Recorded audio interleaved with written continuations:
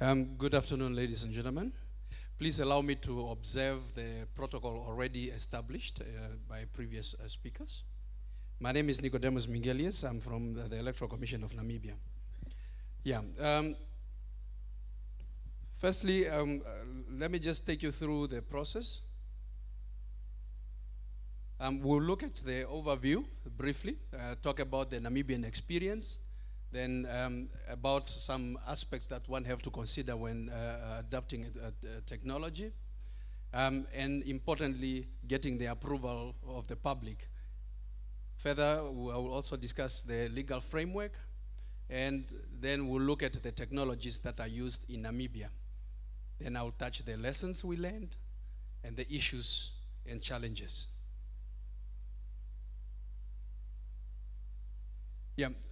We all know that elections are instruments for democracy and are both legal and they are political.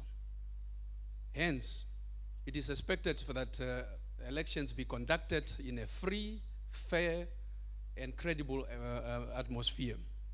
And in the pursuit of these attributes for free, fair, and credible elections, there are challenges that could emanate from that. And some challenges are human-made, and some are beyond human control. And most of the time, technology is looked at to provide a solution to curb some of these challenges. Now, in Namibia, since 2000, that means 2000, 2004, and 2009, all those elections were contested, or the results were contested or challenged by some political parties in the court. And the issues around the challenges were issues around the registration process of voters, the voters register itself, actual voting, counting and transmission of results. Hence, the commission then looked at the technology to try and resolve these issues. Now, the electronic voting machines were acquired to address the issue of the voting process and minimize human error in that process. Furthermore, the commission adopted biometric mobile registration kits, which were acquired to address the issue of compiling and managing the voters' register. Furthermore, another process that we acquired technology to is the verification of voters at the polling station. So verification devices were acquired to address the issue of long queues at polling stations. Now, in the adapting of these technologies, the commission looked at some issues. First of all, which processes should we adapt technology to? Will this technology be appropriate to these particular processes? What type of technology is appropriate to that unique situation? As we all know that elections are managed differently in each country, and each country have got a different situation than others. So the ease of simplicity and the ease of use of this technology was key, including security, mobility, and the power. In order to access, Namibia is a big country with a small population. Our people are scattered all over the country. And so sometimes we have to move from one point to another to ensure that everybody is catered for. Most important also when adapting technology is to look at the legal framework. Does it require legal framework change?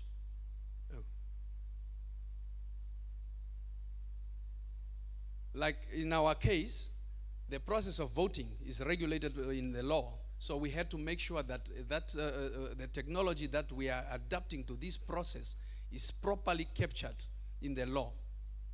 And this is evident in our act, the current act of Act number 5 of 2014, which provides for the use of the electronic voting machines.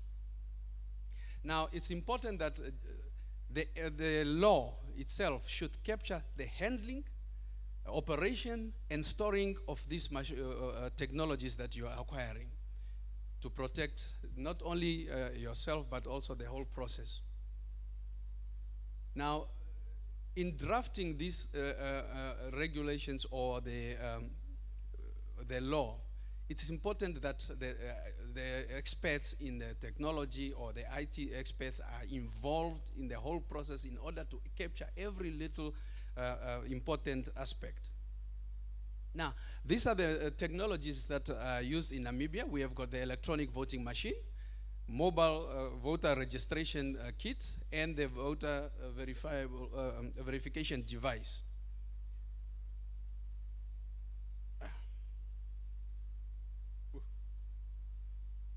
Sorry, for some reason. Okay, let's talk about the registration process.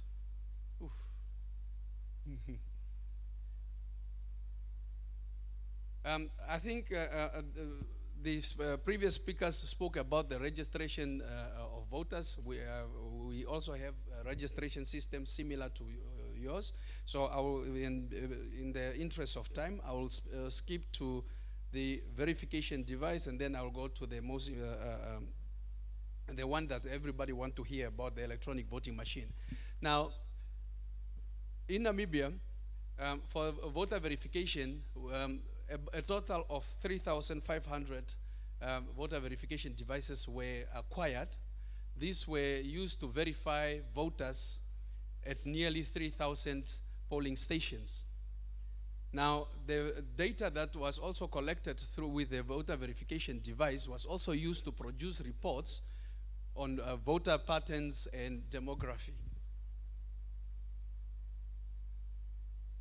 The other technology, which is the electronic voting machine, which was manufactured by Indian company Bharat Electronics, and most importantly, it was customized to the Namibian situation. I know many people, when they hear about our machine, they compare it to the machine that is used in India. They are totally different machines. Ours is customized to our system. Now, since 2006, when firstly Cabinet approved in principle the introduction of electronic voting machines, we acquired a few machines, about 10 machines, which were the prototypes. Those machines were then used to campaign and demonstrate this technology to our people and our stakeholders to ensure that we get acceptance for the use of the electronic voting machine. In since 2006, various consultations took place with the political parties, the representatives, the public at large, and also civil society. All our stakeholders were consulted, and we further also took the political party representatives to India to appreciate the process of manufacturing these machines at the factory of the manufacturer. Now, the electronic voting machine of Namibia, we acquired 7,000 EVMs, which were used at about 3,000 polling stations across the country. And they avail the following benefits. They replace the ballot paper and the ballot box, automatic and error-free counting. They eliminate spoiled ballots, minimize human error, maintain the secrecy of the ballot, speed up the voting process, and secure votes on the control unit. So with all these benefits, the electronic voting machine actually retains the characteristics of the voting by way of ballot paper and ballot box. So we didn't change much with the technology. Now, they also, the other benefit is the cost-saving aspect. Only one ballot paper is printed per EVM. Previously, in the conventional system of ballot paper and ballot box, millions and millions of ballot papers were printed, and this time you only need one. And we now use less manpower in the polling station. We used to have 7 polling officials. Now that number is reduced to 4. And the fact that the EVMs can be reused for subsequent elections, that in effect cut costs because we are able to recover the initial cost through it. The characteristics of the EVM, important to know. Several speakers spoke about the appropriateness of technology and so forth. Now, importantly, the electronic voting machine that we use in Namibia, this is a standalone machine. It's purely electronics. No computers are used. Not even us, the Electoral Commission or the manufacturer can actually change the information that is on that particular machine. So it does not connect to any particular network. It's tamper-proof. It can retain the information up to 10 years. It's powered by a battery. And it's portable and is stored with ease. Now, what were the lessons that we learned? In adapting all these technologies, we have adapted technologies to three main processes. One, registration of voters. The second, the verification of voters at the polling station, and the voting process itself. Now, when rolling out technologies, it's important that you should not surprise the voters with a new technology that they do not understand or they they are not familiar with. Tests and simulations should take place to ensure that all the aspects of that technology and everything, all the possible problems that could arise are detected before the implementation of these machines. Furthermore, staff that are going to make use of these technologies should be trained thoroughly so that the human error aspect does not affect or make the technology become a problem while it's actually a human error issue. Intensive consultations have to take place. Voter education. Sufficient time should be given before you start rolling out. Imagine we first acquired these machines, like the electronic voting machines, in 2006, but we only got to use them in 2014. So during that whole process, intensive consultation was taking place.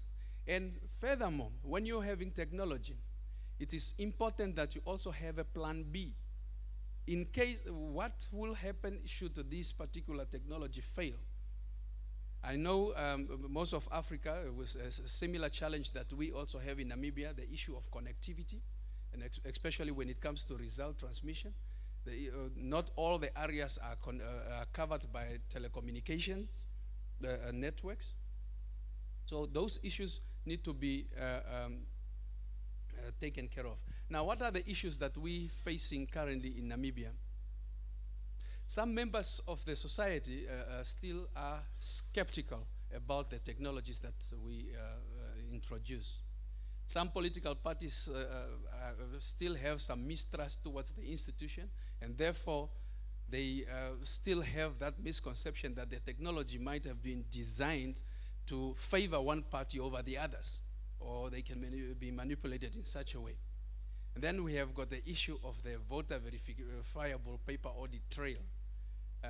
That section 79 of the election of the Act number 5 for 2014 speaks about. However, the electronic voting machine currently is valid and it's legal because section 205 actually says that that section 797 subsection 3 to 4 can only become operational once the minister responsible for local government brings it into effect. So we are currently using them legally. Now, I just quickly want to touch the issue of the voter verifiable paper audit trail. Now, the voter verifiable paper audit trail is actually a matter of whereby the technology, you print out a paper that is used primarily to give a visual verification that the the button or the candidate that I voted with the machine is actually the correct person that got that vote. Now, some critics say the use of the VVPAT is important mainly to discourage voter fraud and detect malpractice or malfunctions. However, there are a couple of challenges when it comes to a system like that. For instance, let me take the example of the electronic voting machine in Namibia. For us now to introduce the voter verifiable paper audit trail system to that particular machine, it requires us having a computer-based system, number one, that allows us now to insert this information, because the voter verifiable paper audit trail contains the candidate's name, pictures, or symbols. Now, how do you get that into the machine? On that, you have to use a computer. Again, some skeptic about the voter verifiable paper audit trail will say that by using the computer, you're now compromising the integrity of that machine. Furthermore, we have identified about 15 non-recoverable errors that can occur. With the electronic voting machine of Namibia, once the vote has been cast, it's recorded on that control unit. Now, with the introduction of a VVPAT, it means now, once the vote has been cast, immediately it should print out a slip that shows that information. Now, what happens in a case of maybe the communication didn't work properly and that VVPAT didn't receive the instruction, or there's a paper jam?